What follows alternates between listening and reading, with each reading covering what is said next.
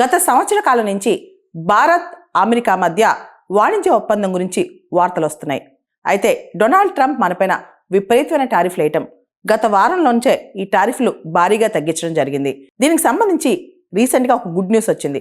Bharat America మధ్య interim trade agreement ఒకటి కుదిరిందనమాట. దీనికి సంబంధించి ఇండియా అమెరికా ఒక సంయుక్త ప్రకటన కూడా విడుదల చేశాయి. భారత ఉత్పత్తులపై ఇప్పటి వరకు గత వారం వరకు ఉన్న 50% టారిఫ్స్ ఏవైతే ఉన్నాయో వాటిని 18% తగ్గిస్తున్నట్లు అమెరికా ప్రకటించింది.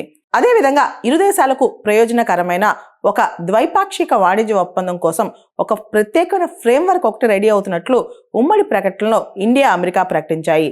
ముఖ్యంగా ఇండియా అమెరికా వాణిజ్య చర్చల విషయంలో కీలక పాత్ర పోషించిన మన కామర్స్ మినిస్టర్ పీయూష్ గోయల్ గారు రీసెంట్గా కుదిరిన ఈ ఇంటరిమ్ అగ్రిమెంట్ ఏదైతే ఉందో, ఇంటరిమ్ ట్రేడ్ అగ్రిమెంట్, దీన్ని ఒక హిస్టారిక్ విక్టరీగా ప్రకటించారు. ఈ ఇంటరిమ్ ట్రేడ్ అగ్రిమెంట్ అనేది ఇండియన్ ఎక్స్పోర్టర్స్ ఎవరైతే ఉన్నారో వాళ్ళందరికీ కూడా దాదాపు $30 ట్రిలియన్ కొత్త మార్కెట్ ఓపెన్ అవుతుందని, ముఖ్యంగా మన ఫార్మర్స్ కావచ్చు, ఎంఎస్ఎంఈ సెక్టర్ కావచ్చు, అదేవిధంగా మన సీ ఫుడ్ ఎక్స్పోర్టర్స్ కావచ్చు, వీళ్ళందరికీ కూడా ప్రయోజనం చేకూరుతుందని చెప్పి పీయూష్ గోయల్ గారు చెప్పుకొచ్చారు.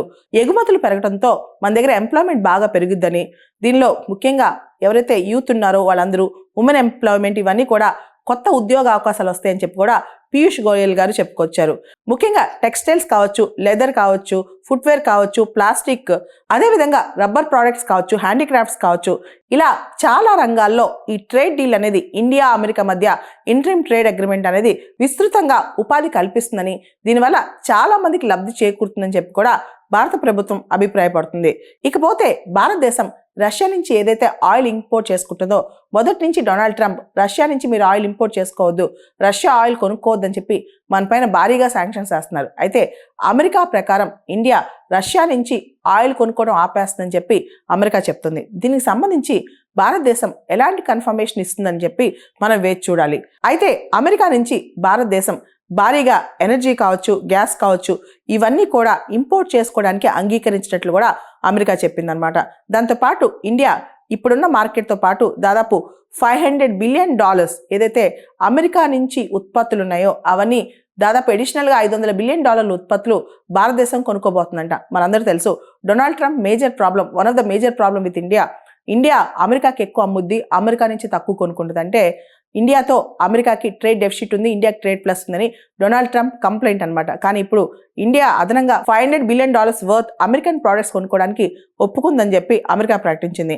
తాజా ఒప్పందం ప్రకారం ఏదైతే ఇంటరిమ్ ట్రేడ్ అగ్రిమెంట్ ఉందో, ఈ ఒప్పందం ప్రకారం ఇండస్ట్రియల్ ప్రోడక్ట్స్ కావచ్చు, సోయాబీన్ ఆయిల్ కావచ్చు, వైన్ స్పిరిట్స్ కావచ్చు, ఇవన్నీ కూడా భారతదేశం అమెరికా నుంచి కొనుక్కుంటుందంట.